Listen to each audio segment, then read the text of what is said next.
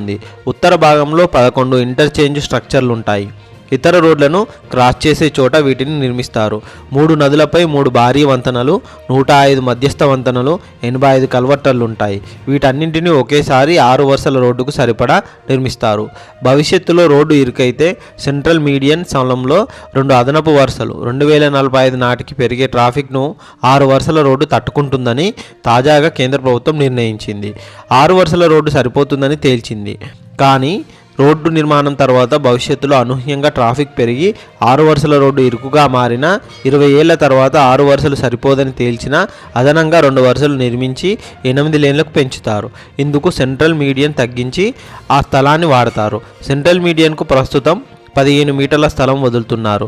భవిష్యత్తులో దానిని 7.5 మీటర్లకు కుదించి 7.5 మీటర్ల స్థలాన్ని 2 అదనపు వరుసల రోడ్డు నిర్మాణానికి వాడుతారు. ప్రస్తుతం 6 వరుసలకే కుదించడం వల్ల మిగిలే స్థలాన్ని స్ట్రీట్ లైట్లు, వాన, నీటి డ్రైన్లు, మొక్కల పెంపకానికి వినియోగిస్తారు. ఈ విధంగానైతే ఇప్పుడు కేంద్ర ప్రభుత్వం అయితే కొత్త నిర్ణయం తీసుకుంది. ఫ్యూచర్లో అయితే రింగ్ రోడ్డుకు ఇంకొక సంవత్సరం పైనే పట్టేట్టుగా ఉందని చెప్పేసి రియల్ వర్గాలు కూడా భావిస్తున్నాయి.